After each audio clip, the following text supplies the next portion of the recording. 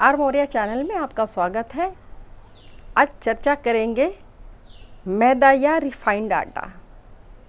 आपके द्वारा बनाई जाने वाली हर दूसरी रेसिपी में मैदा का इस्तेमाल होता है और ज़्यादातर लोग मैदा, चीनी और वनस्पति तेल मीन्स रिफाइंड का इस्तेमाल बहुत धड़ल्ले से करते हैं।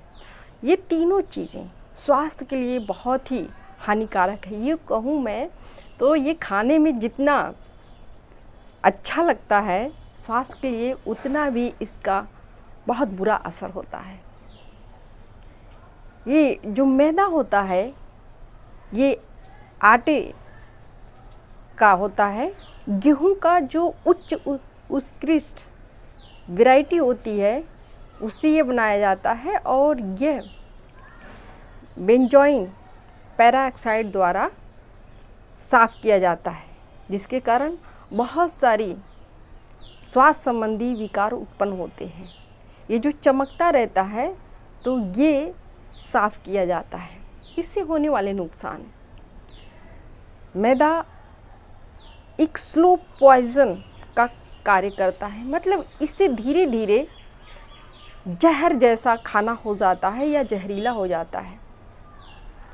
यह अगर जो व्यक्ति बहुत ज़्यादा इस्तेमाल करता है, क्योंकि आजकल लोग बाहर निकलते हैं और मैदे से बनी बहुत सारी चीज़ें हैं जिसका इस्तेमाल करते हैं, जो समोसा है, बर्गर है, आपके जितने भी चाइनीज़ डिश हैं उसमें बहुत ज़्यादा ही मैदे का इस्तेमाल होता है। तो वो जो ब्लड होता है उसमें शुगर का लेवल अचानक बढ़ा देता है, जिससे व्यक्ति सडन निष्क्रिय हो जाता है। यूँ कहें तो थोड़ा सा वो थका थका टायर्ड सा होने लगता है। ये बहुत ही आंतों के लिए भी नुकसानदायक है। इसके कई नुकसान हैं, कई ऑर्गन पे ये अटैक करता है, जिसके बारे में मैं बताती हूँ। सबसे बड़ी बात है कि जो आजकल मोटापे से लोग परेशान हैं, तो कहीं ना कहीं ये मैदे का भी कमाल है, क्योंकि कहते हैं कि मैदा मोटापे का सगा भाई है। जहाँ ये है तो उसको तो आना ही आना है। मोटापा को ये बढ़ाता है, वेट गेन करता है। कारण क्योंकि जब मैदे को बनाया जाता है तो ये गेहूं के दाने से बनाया जाता है और इसमें जो उच्च कोटि का फाइबर और प्रोटीन होता है उसको हटा लिया जाता है। जिस खाद्य पदार्थ में फाइबर नहीं होता वो खाना सुलभता से डाइजेस्ट नहीं होता। जो चीज़ डाइजेस्ट सही से नहीं होती कई तरह की विकारों को उत्पन्न कर देती हैं।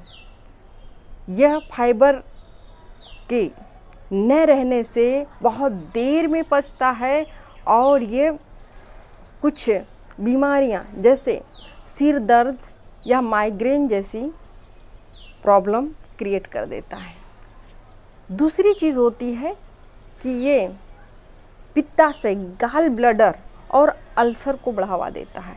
पेप्टिक अल्सर के बारे में आप सुने होंगे।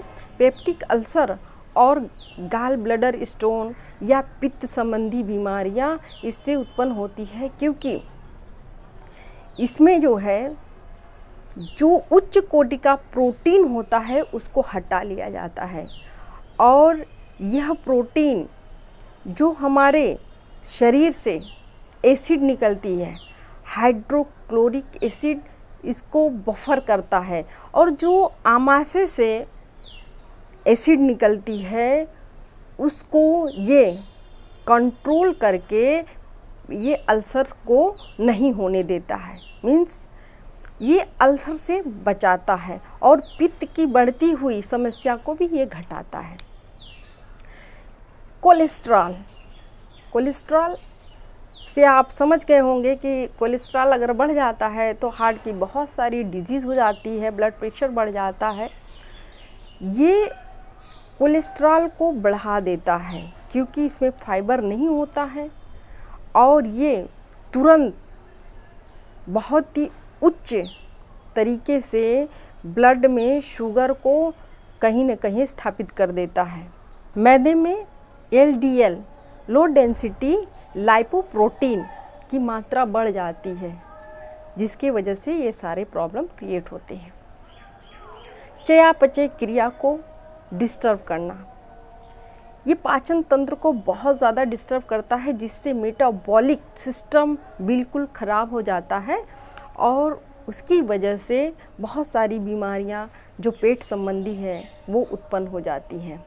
अम्लीयता, यह एक अलग तरह का बीमारी है या यूं कहें तो समस्या है, क्योंकि जिसको भी गैस्ट्राइटिस है, एसिडिटी है, वो व्यक्ति या तो बहुत मोटा हो जाएगा या तो वो वीक हो जाएगा। कारण आप जानते हैं, ये मैदे से बनी चीज़ें जो होती हैं ये मेटाबॉलिक को डिस्टर्ब करती हैं, फाइबर तो होता नहीं, और जिसकी वजह से जो वो मिनरल्स लेते हैं, जो वो पोषक तत्व लेते हैं, ये मैदा उसको निष्क्रिय कर देता है, उसको बहुत कमज़ोर कर देता है, कहीं न कहीं नष्ट कर देता है, जिसकी वजह से वहाँ पर बहुत ज़्यादा अम्लीयता उत्पन्न हो जाता है। जो पेट से बहुत सारे एसिड होती हैं वो उसको अम्लीय बना देती हैं, जिसके कारण बहुत सारी प्रॉब्लम्स हो जाती है।